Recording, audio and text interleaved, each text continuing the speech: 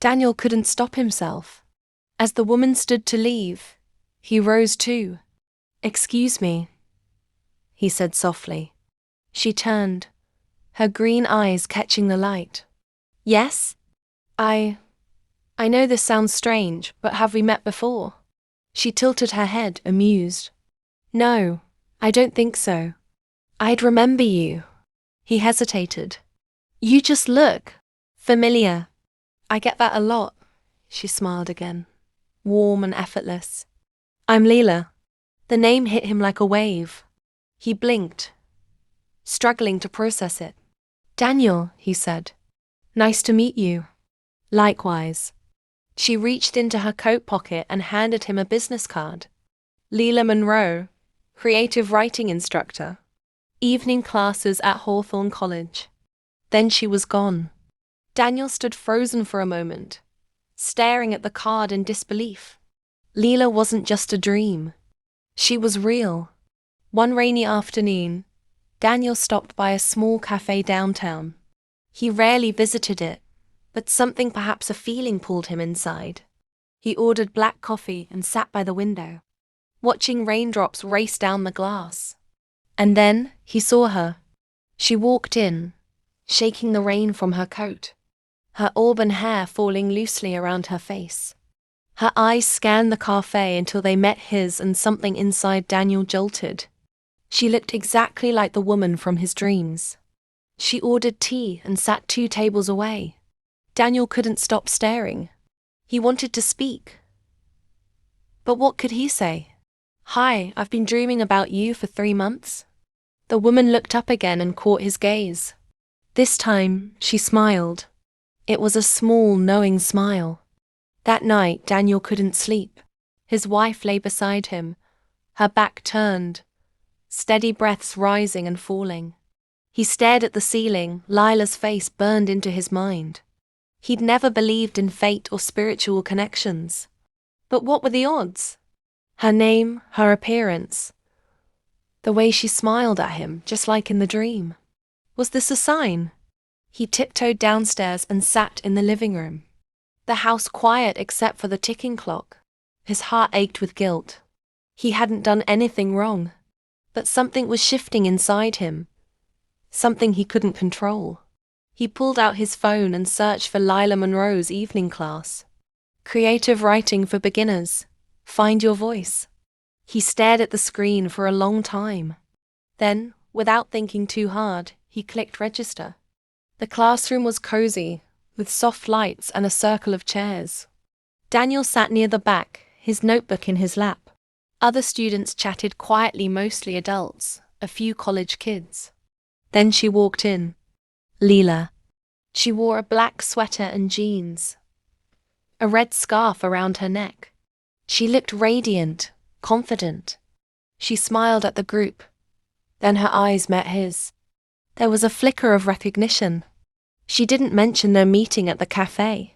"Welcome, everyone," she said, her voice soft but powerful. "This class is about storytelling, but more importantly, it's about truth. What's your truth? What's the voice inside you that's been waiting to speak?" Daniel felt a chill run through him. He didn't know what his truth was. He only knew that for the first time in years, he felt awake.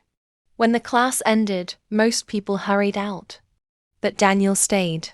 "You came," Leela said, smiling. "I did. Did the dreams tell you to?" She teased, half joking. His breath caught. "How do you?" She leaned slightly closer. "You have the eyes of a man carrying secrets. You're not alone." They stood there for a long moment, silence stretching between them like a bridge waiting to be crossed. Daniel's writing began to change. What started as short, dry essays turned into confessions, raw pieces of his soul scribbled into a notebook he never intended to share. In Lila's class, he listened more than he spoke, always stealing glances at her as she read student work or told stories from her own life. But at home, he became more distant. Emily noticed. "You've been quiet lately," she said one night, folding laundry on the bed.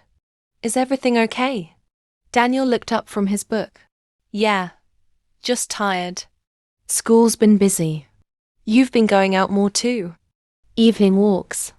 Coffee shops. A writing class? He tensed. You looked through my emails. I was paying the bills. It popped up. There was no anger in her voice. Just curiosity. And maybe a bit of fear. I needed something for myself, he said, softer this time. I feel like I'm disappearing, Emily. She paused, looking at him. I didn't know you felt that way. Neither did I. Until recently. She sat beside him. Maybe we both forgot who we were. Marriage, kids, work, it's easy to lose things. Daniel nodded, but the truth sat heavy in his chest. He hadn't just lost himself. He'd found something new, something dangerous and beautiful. Weeks passed.